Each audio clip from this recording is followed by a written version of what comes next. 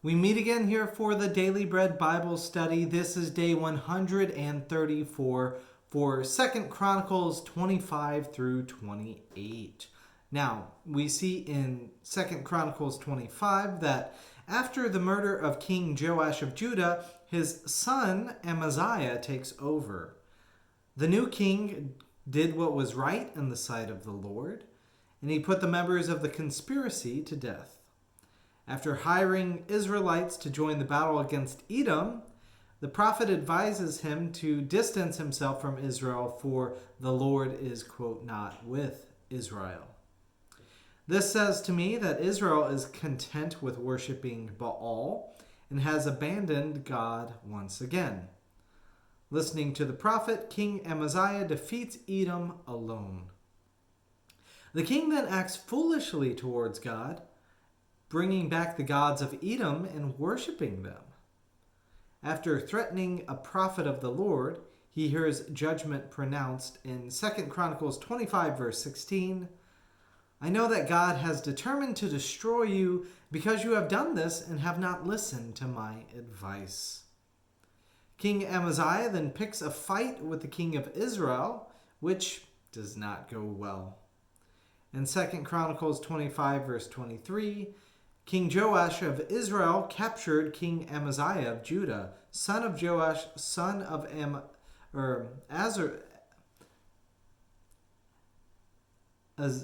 Ahaziah, at Beth Shemesh, and he brought him to Jerusalem and broke down the wall of Jerusalem from the Ephraim gate to the corner gate, a distance of 400 cubits. He seized all the gold and silver and all the vessels that were found in the house of God, and Obed-Edom with them.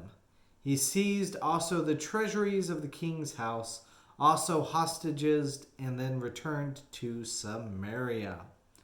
So Israel plunders Judah. In 2 Chronicles 26, King Uzziah reigns after the death of Amaziah. And we have more details in 2 Chronicles than in 2 Kings. And a similar story can be told about right and evil kings here in 2 Chronicles 26, verse 5. As long as he sought the Lord, God made him prosper. So that's a pretty basic and common phrase.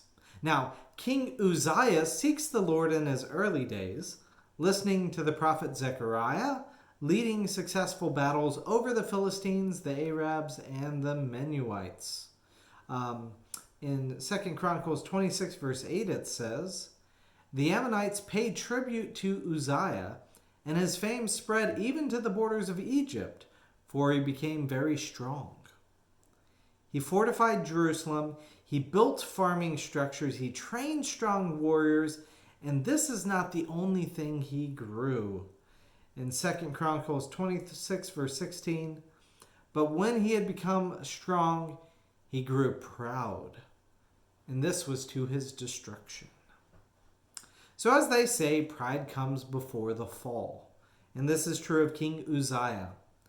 The king seeks to make an offering to God without getting assistance from the priest, which sounds a lot like the errors Israel committed when they allowed anyone to become a priest instead of only choosing the Levites.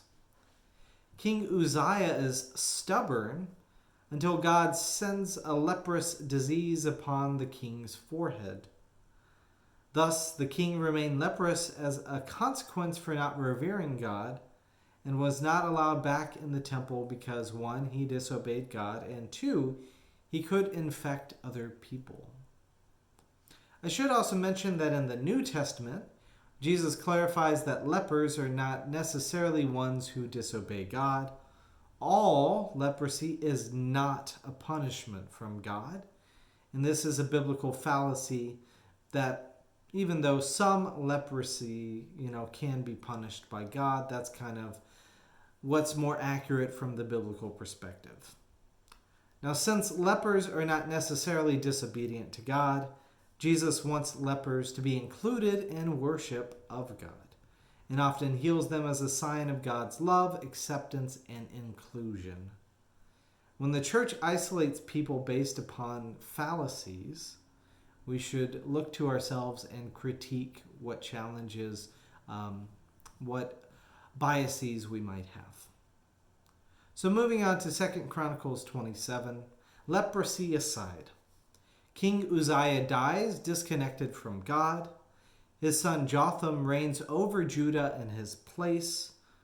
Jotham is labeled as, quote, doing what is right in the sight of the Lord. And the worship of God is maintained, though the people still follow corrupt practices. He did more building up the cities for Judah, and then he also defeats the Ammonites. In 2 Chronicles 27, verse 6, it says, so Jotham became strong because he ordered his ways before the Lord his God. Moving on to the last chapter for today, chapter 28.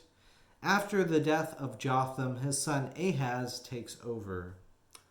But he did not do what was right in the sight of the Lord, as his ancestor David had done, but he walked in the ways of the kings of Israel. He even made cast images for the Baals. So he disregarded worship in the temple of the Lord as well. As punishment, in 2 Chronicles 28, verse 5, therefore the Lord his God gave him into the hand of the king of Aram, who defeated him and took captive a great number of his people and brought them to Damascus. He was also given into the hand of the king of Israel, who defeated him with a great slaughter. Now the people of Israel take their brethren captive. The prophet of the Lord named Oded speaks with the wrath this captivity would incur from God. And the other Israelites agree, and the Judeans are clothed, nourished, and set free. Good for you, Israel. You showed love to your brethren. King Ahaz of Judah then reaches out to the king of Assyria. This proves to be unwise, as Assyria instead oppresses Judah even after the king plunders the house of the Lord to pay Assyria. King Ahaz makes many mistakes, notably this challenging one. In the time of his distress, he became yet more faithless to the Lord, this same King Ahaz. For he sacrificed to the gods of Damascus, which had defeated him, and said, because the gods of the kings of Aram helped them, I will sacrifice to them so that they may help me. But they were the ruin of him and of all Israel. In 2 Kings 16, we see that King Ahaz moves over the altar of the Lord in order to bring an altar of Damascus into the temple of the Lord. This is referenced here in 2 Chronicles. At the very least, King Ahaz symbolically makes God move aside for Assyrian worship. Now, it's pretty easy to see why King Ahaz would be unpopular in the eyes of the writers and does evil in the sight of the Lord. So, anyways, that is kind of the wrapping up of that section. We will look to more in 2 Chronicles next time.